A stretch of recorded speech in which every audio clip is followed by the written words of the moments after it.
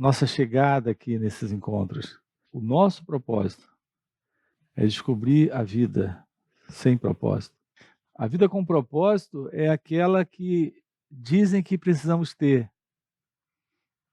Uma vida assim é uma vida que tem uma base de cálculo, de busca de resultado. Nós jamais suspeitamos de uma vida livre de propósito, uma vida livre de cálculos, uma vida livre de objetivos.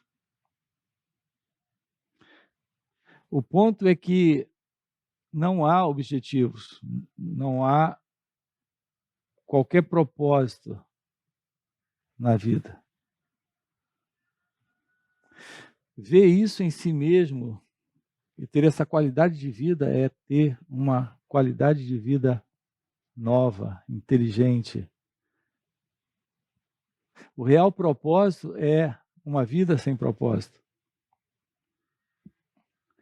A nossa fala, a nossa ação, o nosso ouvir, a nossa relação sempre com algo externo a nós mesmos. Inclusive o próprio movimento de identificação com os pensamentos que surgem.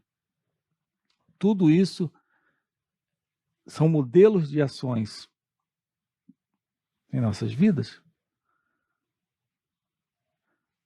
A vida é um movimento em relação com aquilo que está fora ou aquilo que está dentro.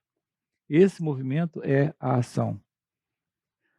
Não há vida sem relação. E não há relação sem ação. O ponto é que nossas ações são conflituosas desde a base, desde o início, desde o princípio. Ela se origina do pensamento. Ela se origina da ambição, do desejo ou do medo. É o medo de escaparmos de algo que nos move a uma ação, numa relação com alguma coisa. É o desejo de alcançarmos algo que nos move a uma ação, numa relação com alguma coisa. Nossa relação com o outro é assim. Nossa relação com a vida é assim. Nossa relação com o que se passa dentro de nós é assim. É uma relação, o que representa uma ação que nasce sempre desse modelo que é o modelo do pensamento reativo. Notem que o pensamento, ele é só reação da memória em nós, o tempo todo, o tempo todo, o tempo todo, o tempo todo. E essa memória em nós é desejo, medo, frustração, fuga ou tentativa de se obter algo.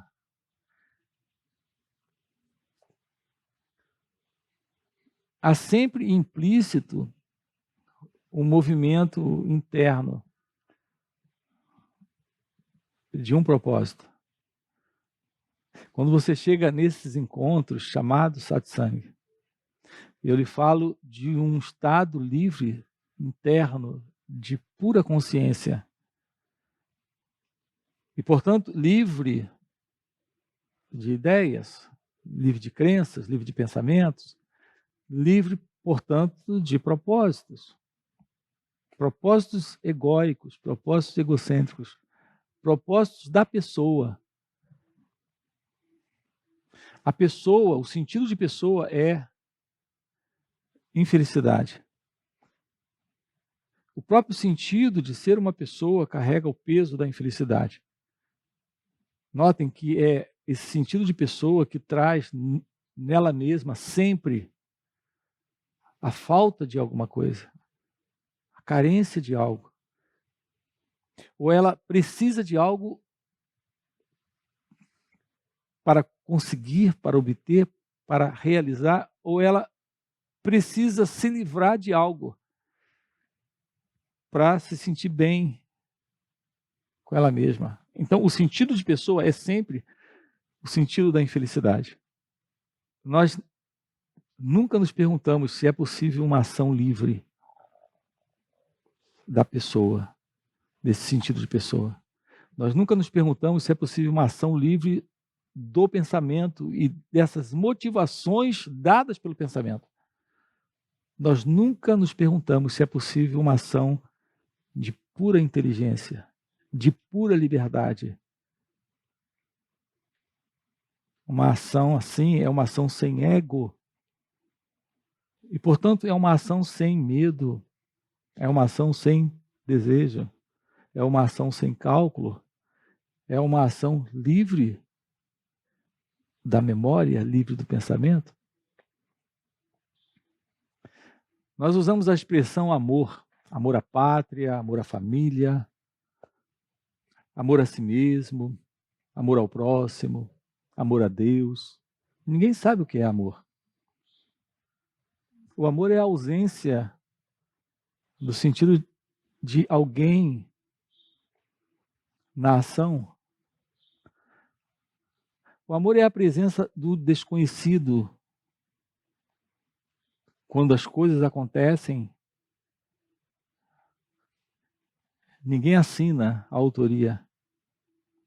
A presença da realidade da vida, quando esta qualidade de ação está presente.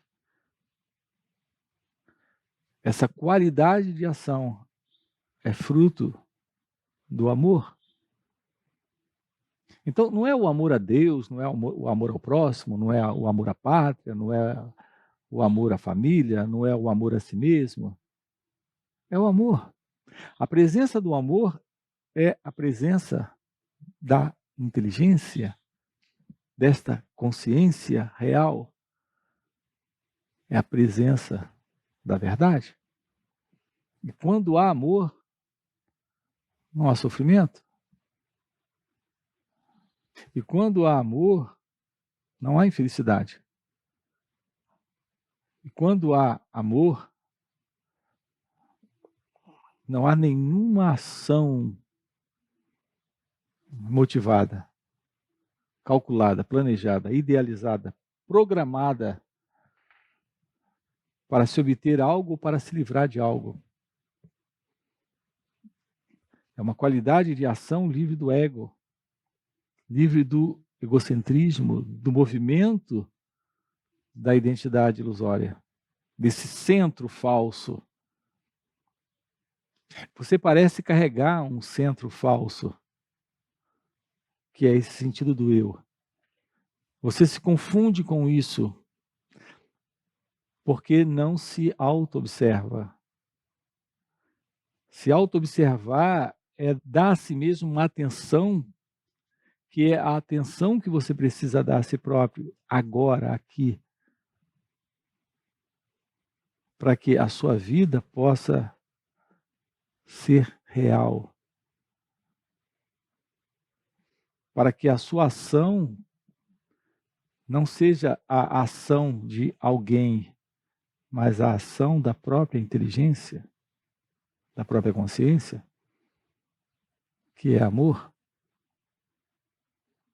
Isso é possível quando há silêncio.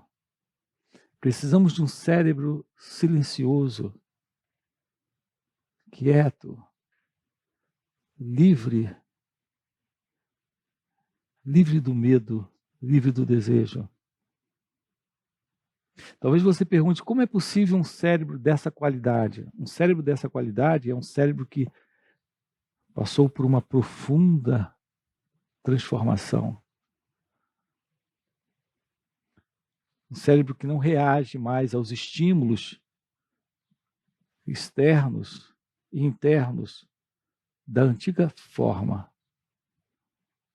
Um cérebro que não responde mais dentro desses impulsos do pensamento reativo. Esse movimento de pensamento reativo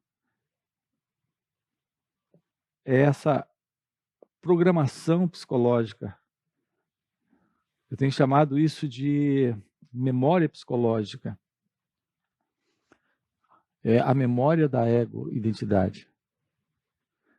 O seu modelo de pensar, de sentir e de agir, baseado nessa memória psicológica,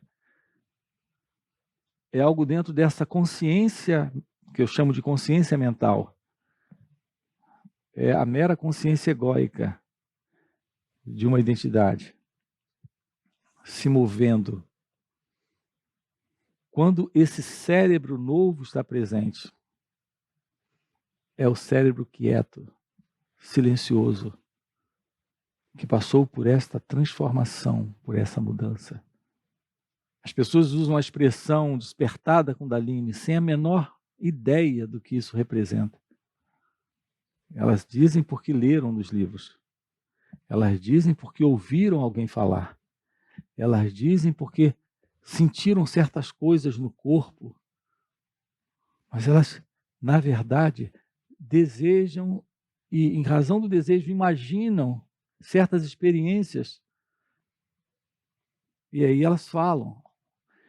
Nós somos criaturas muito engraçadas. Nós somos pessoas que repetem o que outras dizem sem a menor ideia do que essas outras falaram.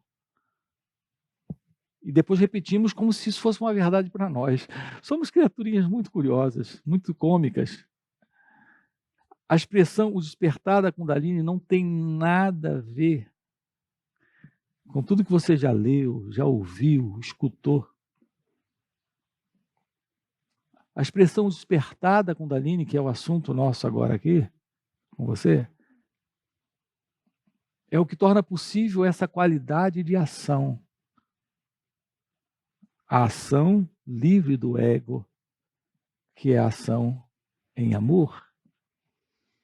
Então, quando a pessoa diz, passei pelo processo do despertar da Kundalini, quando minha Kundalini despertou, escutem o que estamos dizendo, quando há o despertar da Kundalini, que é somente o despertar dessa inteligência, dessa consciência, o cérebro se aquieta, há uma mudança, há uma transformação nas próprias células cerebrais.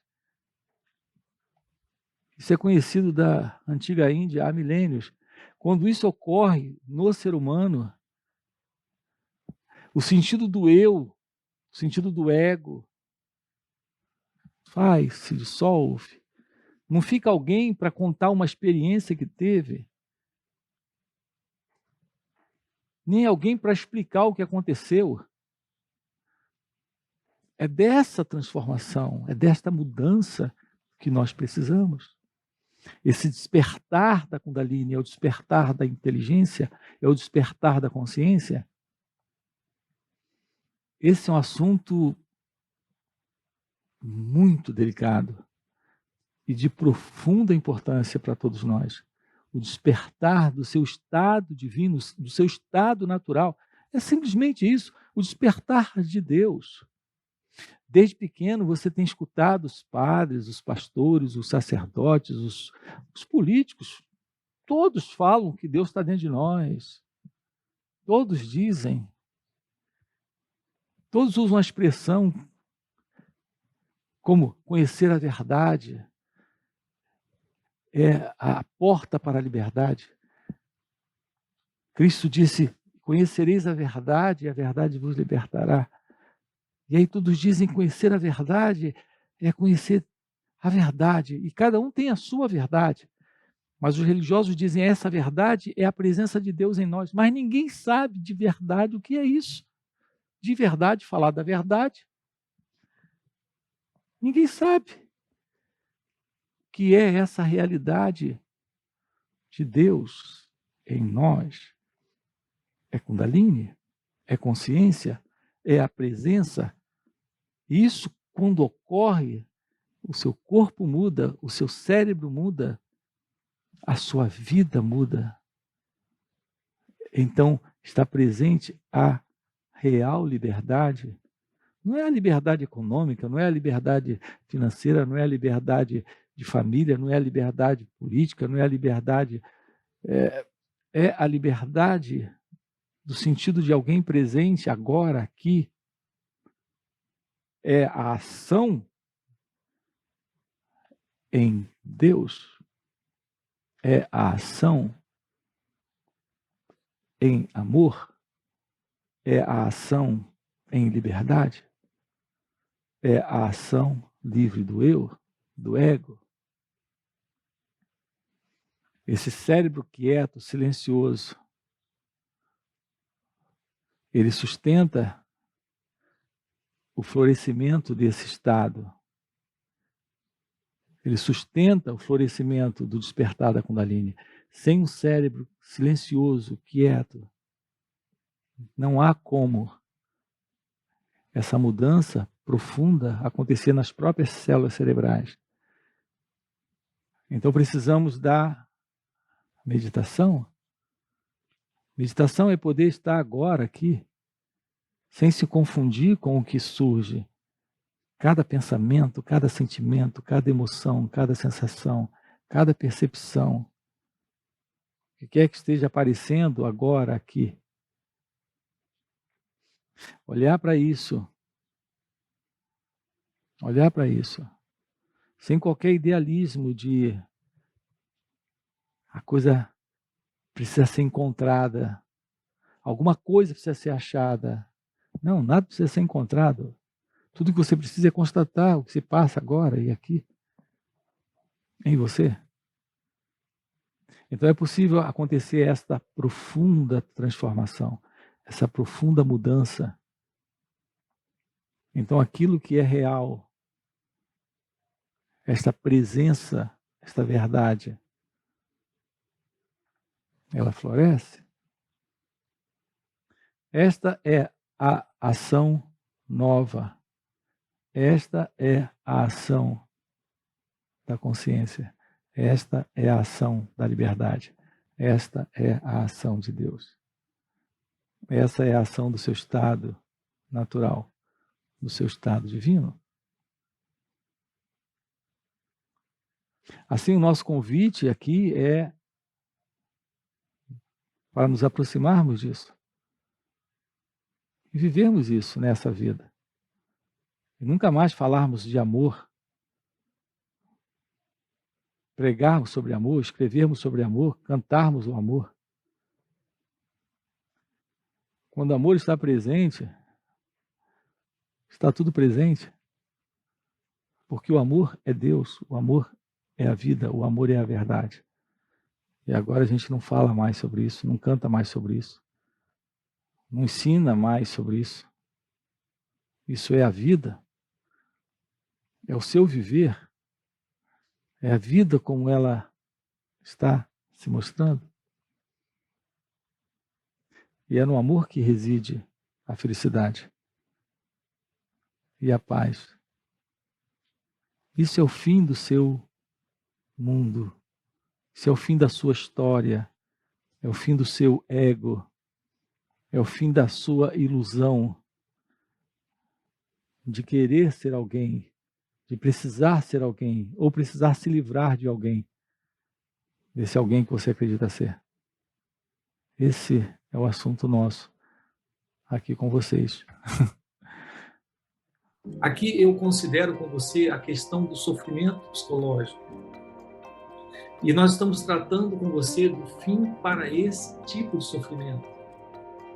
Então eu posso colocar para você que é possível a realização do fim de todo sofrimento.